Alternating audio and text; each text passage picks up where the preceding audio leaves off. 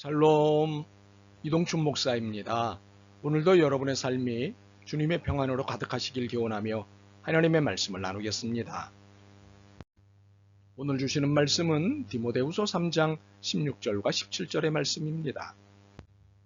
모든 성경은 하나님의 감동으로 된 것으로 교훈과 책망과 바르게 함과 의로 교육하기에 유익하니 이는 하나님의 사람으로 온전하게 하며 모든 선한 일을 행할 능력을 갖추게 하려 함이라. 아멘. 디모데후서 3장 16절과 17절 말씀을 본문으로 신앙인의 최고 교과서 성경이라는 제목으로 말씀을 나누도록 하겠습니다. 본문은 성경이 무엇인지 매우 분명하게 설명합니다. 16절 앞부분입니다. 모든 성경은 하나님의 감동으로 된 것으로, 여기서 말하는 모든 성경이란 성경 66권을 말합니다. 이 성경 66권 하나하나가 하나님의 감동으로 쓰였다는 것입니다. 하나님의 감동이란 하나님의 영감, 하나님의 계시라는 뜻입니다. 하나님의 성령님을 통해 성경의 저자들에게 계시하신 말씀이라는 뜻입니다. 우리는 여기서 계시라는 말의 의미를 이해해야 합니다. 계시는 하나님의 말씀과 동의어로 하나님이 자신의 모든 의도를 드러내신다는 뜻입니다.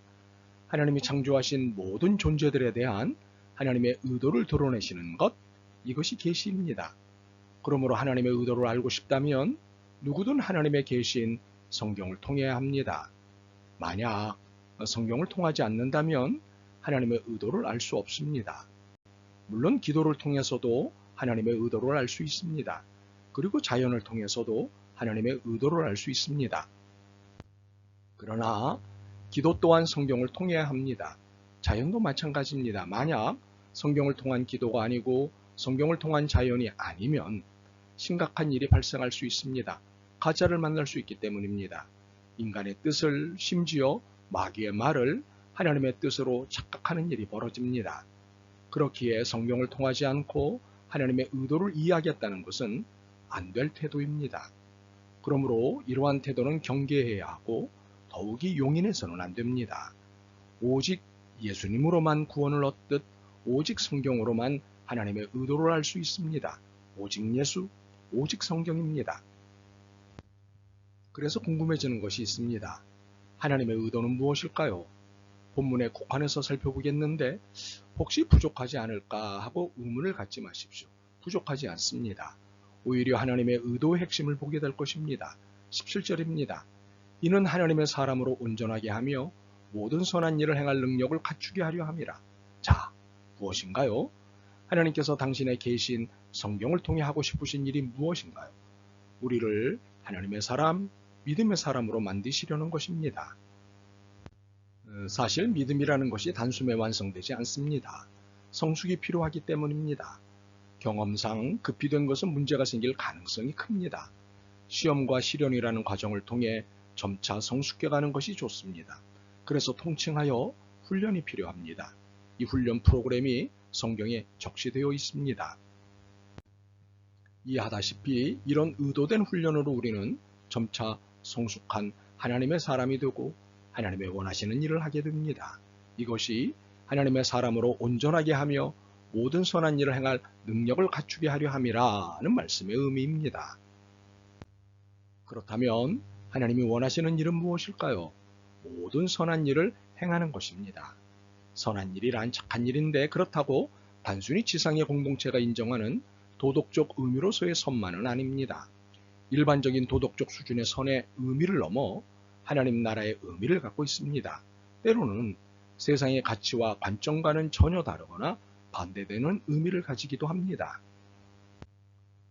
우리가 알아야 할 것이 있습니다. 지상에서는 당연하다고 여기는 것이 하나님 나라에서는 당연하지 않을 수 있다는 사실입니다.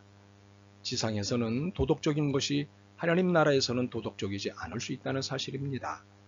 지상에서는 높은 사람이 대접받는 것이 당연하지만 하나님 나라에서는 높은 자리에 있을수록 겸손하고 낮아져야 합니다. 오히려 더 섬겨야 합니다. 바로 이러한 겸손과 섬김으로서의 낮은 삶을 위한 선한 능력을 갖추게 하십니다. 이것이 하나님의 훈련의 이유이기도 합니다. 그렇다면 선한 일을 위한 믿음의 훈련은 어떤 훈련일까요? 16절입니다. 모든 성경은 하나님의 감동으로 된 것으로 교훈과 책망과 바르게 함과 의로 교육하기에 유익하니. 정리하면 네 가지 믿음 훈련입니다. 첫 번째는 교훈입니다. 두 번째는 책망입니다. 세 번째는 바르게 함입니다. 그리고 네 번째는 의로 교육입니다.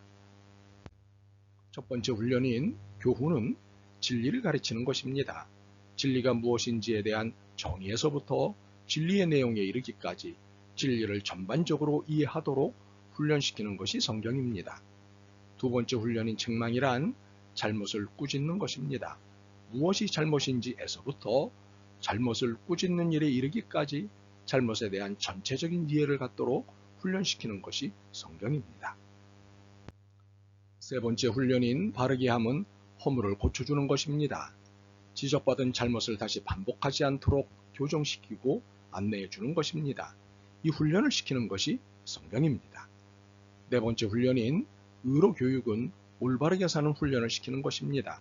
잘못이 무엇인지 알았으니 그 다음 단계는 올바른 것이 무엇인지 아는 것입니다. 그래서 올바른 것이 무엇인지에서부터 올바르게 사는 것이 무엇인지를 알려주는 훈련을 시키는 것이 성경입니다.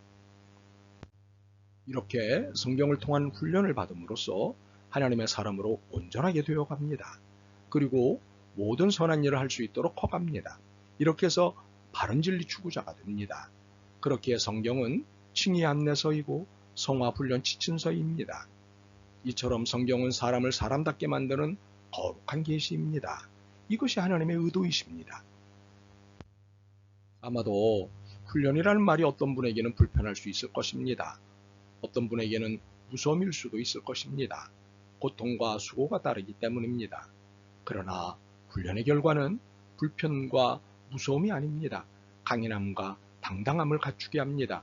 교훈, 책망, 바르게 함, 그리고 의로 교육이라는 훈련은 우리를 온전한 사람으로 만듭니다. 이로써 선을 방해하는 모든 악을 극복하고 넘어서서 모든 선한 일을 할 수 있는 역량이 키워집니다. 그렇기에 신앙인의 최고 교과서인 성경이 제시하는 훈련 프로그램에 기꺼이 응하시길 권합니다. 그래서 우리 모두 선한 세상, 행복한 세상을 만들어 갔으면 좋겠습니다. 그리고 우리 모두가 행복했으면 좋겠습니다. 아멘. 주님, 신앙인의 최고 교과서인 성경을 통한 훈련을 두려워하지 않게 하옵소서. 하나님의 뜻을 이행하는 선한 일꾼 만드시려는 하나님의 훈련이심을 깨닫습니다. 당당하게 이 훈련에 임하도록 믿음을 주옵소서. 예수 그리스도의 이름으로 기도드립니다. 아멘. 오늘도 여러분의 믿음과 삶을 응원합니다. 사랑합니다.